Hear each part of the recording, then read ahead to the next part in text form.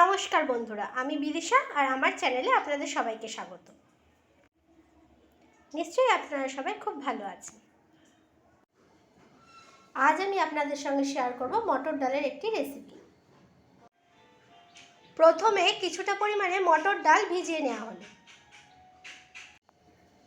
এরপর মটর ডালটা ভালো করে ধুয়ে জল ছেঁকে তুলে নিতে হবে।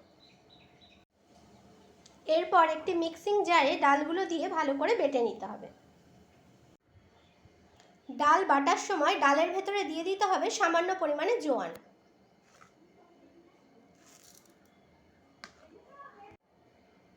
এরপর অ্যাড করতে হবে পরিমাণ মতো হলুদ, আর অ্যাড করতে হবে কয়েকটি কাঁচা লঙ্কা।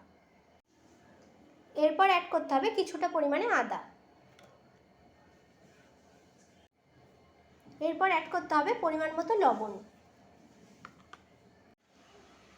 সব উপকরণ দেওয়া হয়ে গেলে ডালটা ভালো করে বেটে নিতে হবে। ডালটা ভালো করে বেটে নেওয়া হলো। ডালটা আপনারা একটু শক্ত করে বাটবেন।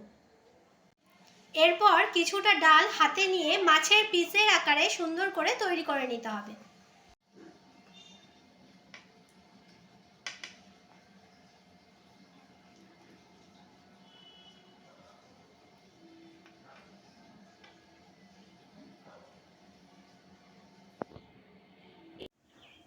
আপনারা এইভাবে প্রত্যেকটি মাছের পিসের আকারে তৈরি করে নেবেন।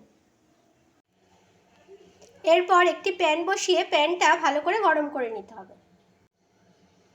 তারপর প্যানের ভেতরে পরিমাণ মতো সর্ষের তেল দিয়ে সর্ষের তেলটা ভালো করে গরম করে নিতে হবে। তেলটা ভালো করে গরম হয়ে গেলে মটর ডাল দিয়ে তৈরি নিরামিষ মাছের পিসগুলোকে ভালো করে ভেজে নিতে হবে। এরপর মাছের পিসগুলো এক পাশ ভাজা হয়ে গেলে অপর পাশে উল্টে দিতে হবে।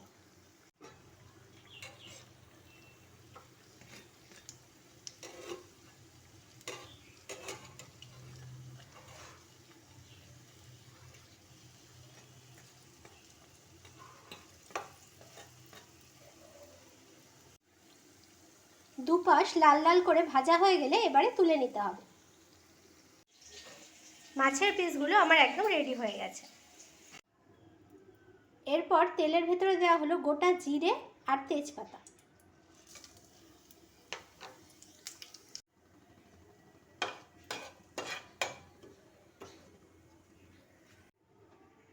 এরপর তেলের ভেতরে দেওয়া হলো আদা ও টমেটো বাটা। এরপর দেওয়া হলো জিরের গুঁড়ো, তারপর দেওয়া হলো ধনের গুঁড়ো, তারপর দেওয়া হলো হলুদ গুঁড়ো, তারপর দেওয়া হলো লঙ্কার গুঁড়ো। মশলাটি ভালো করে নাড়াচাড়া করে নিতে হবে।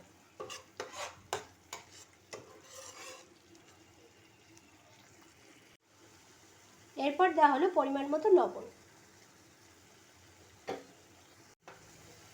এরপর দেওয়া হলো পরিমাণ মতো চিনি।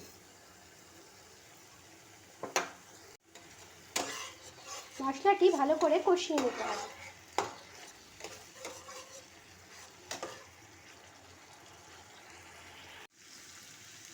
মশলা থেকে তেল ছেড়ে গেলে এই পর্যায়ে অ্যাড করতে হবে পরিমাণ মতো জল।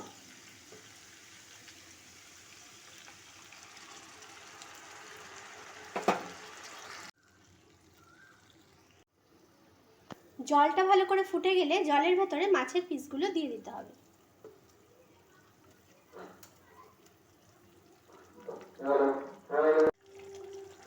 ঝোলটা ভালো করে ফুটে গেলে গরম মশলা গুঁড়ো দিয়ে নামিয়ে দিতে হবে। এরপর অ্যাড করতে হবে অল্প পরিমাণে ঘি।